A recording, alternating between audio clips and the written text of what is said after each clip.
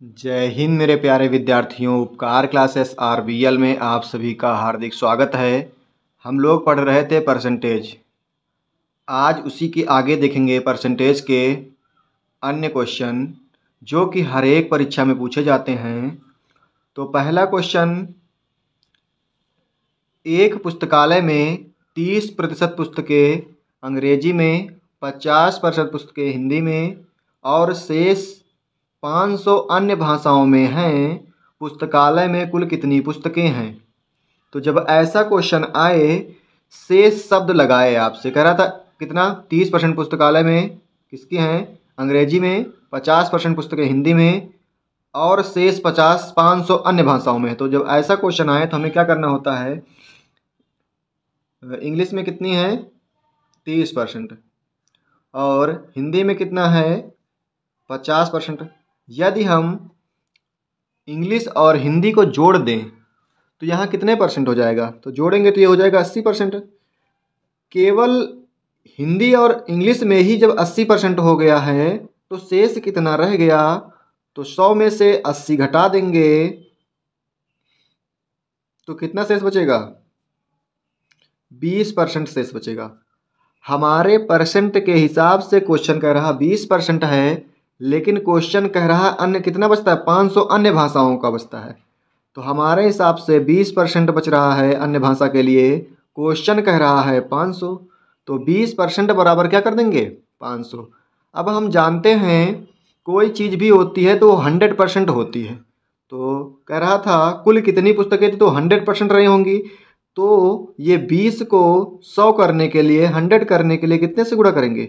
5 से कर देंगे। तो यहाँ जैसे ही 20 पंचे कितना हो जाएगा? 100। तो 100% बन गया। वैसे यहाँ भी हम क्या करेंगे, 5 से गुणा कर देंगे और जैसे ही गुणा करेंगे 5 पची कितना हो जाएगा? 25 और 2 जीरो लगा देंगे तो 100% की वैल्यू कितना आ जाएगा? 2500। तो हमारा आंसर कितना हो जाएगा? 2500। तो ए ऑप्शन बिल्कुल सही है। ठीक है दोस्तों, अगला क्वेश्चन देखेंगे। राम के पास जितने पैसे थे उसमें से 35% अपने भाई को, 50% अपने पुत्रों को देता है। शेष 450 रुपये उसने अपने लिए रखे।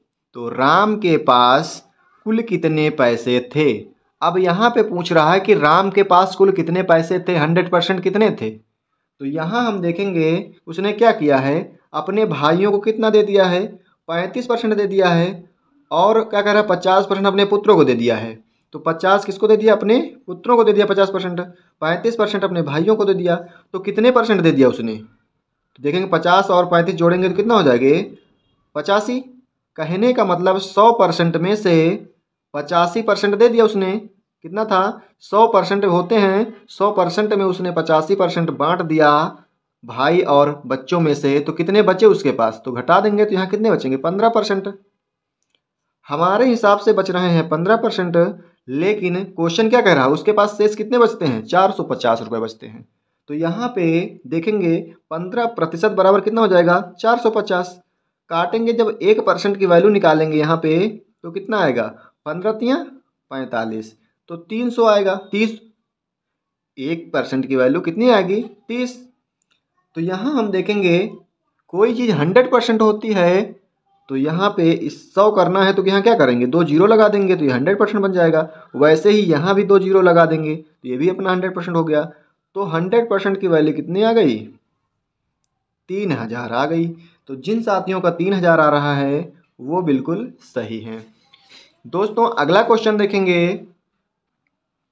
क्वेश्चन दोस्तों थोड़ा सा बड़ा है, आराम से पढ़िएगा और लगाइएगा, आसानी से लग जाएगा। क्वेश्चन सबसे पहले हम क्या करते हैं, देखते हैं क्वेश्चन में क्या क्या दिया हुआ है और जो जो दिया होता है उसको देख लेते हैं, बाकी क्या पूछ रहा है उसको देखते हैं। तो आपसे कह रहा है क्वेश्चन, एक दुकानदार कुछ वस्तुओं को 1,89,760 रुपये में खरीदता है।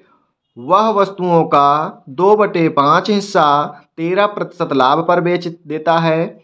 बताइए वह शेष वस्तुओं को कितने प्रतिशत लाभ पर बेचे कि उसे कुल सभी वस्तुओं पर 19% का लाभ हो। तो यहाँ पे देखेंगे 19% का लाभ की बात कर रहा है, तो आप देखेंगे ये कह रहा था वह अपने वस्तु को 2/5 हिस्सा, कहने का मतलब 2/5 हिस्सा का तात्पर्य यह है कि 5 में से उसने 2 हिस्सा क्या कर दिया, 13%। देखो अंश क्या बताता है, जितना कह रहा है इसमें देखो कह रहा है वह अपनी वस्तुओं का 2/5 हिस्सा, मतलब 5 में से 2 हिस्सा 13% के लाभ पर बेचता है। लिखेंगे 2 कितने के हिसाब से, 13% के हिसाब से लाभ पे, तो गुणा करेंगे कितना हो जाएगा, 26 हो जाएगा, 13 दूना 26। ठीक है दोस्तों, आगे देखेंगे यदि 2 हिस्सा उसने 13 के हिसाब से बेचा है और बचा कितना, 5 में से यदि 2 हिस्सा निकल गया तो बचा कितना, 3 हिस्सा। तो ये 3 हिस्सा जो है कह रहा है किस हिसाब से बेचे, तो मान लेते यक्स के हिसाब से बेचेगा, और टोटल कह रहा है शेष हिस्सा वह किस वस्तुओं को कितने प्रतिशत लाभ पर बेचे कि उसे कुल सभी वस्तुओं पर, मतलब इन दोनों वस्तुओं पर 2 और 3, इन दोनों पर उसे क्या हो, 19% का लाभ हो। तो वस्तुएं कितनी हो गई, 3 2 कितना हो गया, 5 वस्तुएं। कह रहा है इन 5 वस्तुओं पर कुल कितना लाभ हो, 19% का लाभ हो। तो यहां आप जब गुणा करेंगे 19 कितना हो जाएगा, 95। ठीक है दोस्तों, ये 95 हो जाएगा। अब यहां देखेंगे यदि हम 95 में से 26 घटा दें तो कितना प्राप्त होगा, तो घटा के देखिएगा 95 से जब हम 26 घटाएंगे तो कितना बचेगा, 69 बचेगा दोस्तों। ठीक है, कितना बचेगा, 69 बचेगा। अब यहाँ हम देखेंगे हमको ये 3 में से यक्स का मान क्या रखा जाए कि गुणा करने पे 69 आ जाए। तो देखेंगे यदि यहाँ पे हम ये 23 रख दें, 23 तिया कितना होता है, 69 होता है। तो दोस्तों जैसे ही हम यक्स के जगह में 23% रखेंगे तो ये 69 प्राप्त हो जाएगा। देख पा रहे होंगे आप कि हमने क्या किया, सबसे पहले कि कुल का कितना हुआ, ये 95, ये यहाँ 26 था, तो ये निकालना है, तो कुल में से अगर हम ये घटा देंगे तो कितना आ जाएगा, जो दूसरा वाला ये आपका प्राप्त हो जाएगा। तो यहाँ हम जब कितने परसेंट की बात हो रही, कितने से गुणा कर देंगे 69 प्राप्त हो जाए, तो 23 से गुणा करने पे 23 तिया 69 होता है। तो आपका आंसर क्या हो जाएगा दोस्तों, 23 हो जाएगा। ठीक है दोस्तों, ऐसा ही एक अगला क्वेश्चन देखते हैं। ये क्वेश्चन थोड़ा सा देखने में जरूर बड़े होते हैं, लेकिन यदि कॉन्सेप्ट से किए जाएं तो बहुत आसानी से लग जाते हैं। ठीक है दोस्तों, अगला देखते हैं हम, बिल्कुल वैसा ही क्वेश्चन है दोस्तों। क्वेश्चन है एक दुकानदार कुछ वस्तुओं को कह रहा है 49,730 कितना, 49,730 रुपये में खरीदता है। वह वस्तुओं का 2/7 हिस्सा 15% लाभ पर बेचता है।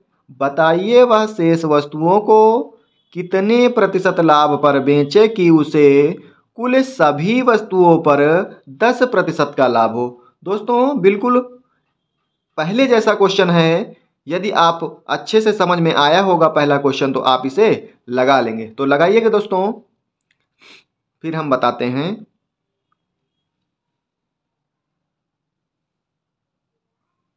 तो काफ़ी साथियों का आ गया होगा, और जिन साथियों का नहीं आया है वो देखिए इसमें।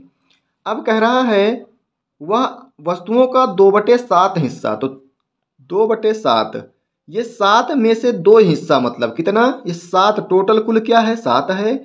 7 में से 2 हिस्सा उसने क्या किया, 15% के हिसाब से। जैसे ही हम गुणा करेंगे तो 15 दूना कितना हो जाएगा, इधर 30 हो जाएगा। दोस्तों यहाँ परसेंट नहीं लिखते हैं, ठीक है, ताकि आप लोग कुछ सोच रहे होंगे कि यहाँ परसेंट क्यों नहीं लिखा जा रहा है, तो परसेंट नहीं लिखते हैं।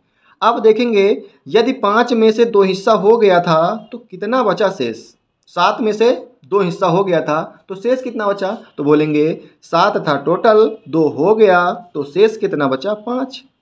अब 5 को हमें नहीं मालूम किस हिसाब से किया जाए, लेकिन एक बात कही है क्वेश्चन में, वो कह रहा है कि कुल, यहाँ देखिएगा, कुल सभी वस्तुओं पर 10% का लाभ होता है। कितना होता है, 10% का लाभ होता है। तो यहाँ देखेंगे कुल वस्तुएं कितनी हैं, 7 हैं। ये हर क्या होता है, कुल को बताता है दोस्तों। या यहाँ भी जोड़ लेंगे 5 2 7, 7 वस्तुओं पर उसे कुल कितने का लाभ होता है, 10%। और जैसे ही यहाँ गुणा करेंगे आपस में कितना आ जाएगा, 70। दोस्तों इन दोनों संख्याओं का योग ही तो 70 होना चाहिए, ये जैसे यहाँ 5 और 2 का योग 7 हो रहा है, वैसे यहाँ 30 में से क्या जोड़ा जाए कि 70 हो जाए, तो बोलेंगे 40 जोड़ा जाए। ठीक है दोस्तों, ऐसे ही निकालते हैं हम कि यहाँ पे इन दोनों का योग ही तो 70 है। यदि यहाँ पे ये केवल 30 है तो 30 में से क्या जोड़ें कि 70 हो जाए, तो बोलेंगे 40 जोड़ें। अब यहाँ पे कह रहा था कितने परसेंट, देखिएगा दोस्तों, तो हमने क्या लिख दिया था, यक्स परसेंट लिख दिया था। अब यहाँ पे हम यक्स का ऐसा क्या मान रखें कि गुणा करें इन दोनों का तो 40 प्राप्त हो जाए। तो दोस्तों यक्स का मान क्या रखेंगे, यहाँ 8% रख देंगे, और जैसे ही हम यहाँ पे 8% रखेंगे, 8 पची 40 हो जाएगा, और 15 दूना 30 हो जाएगा। देखेंगे कुल 70 हो जाएगा।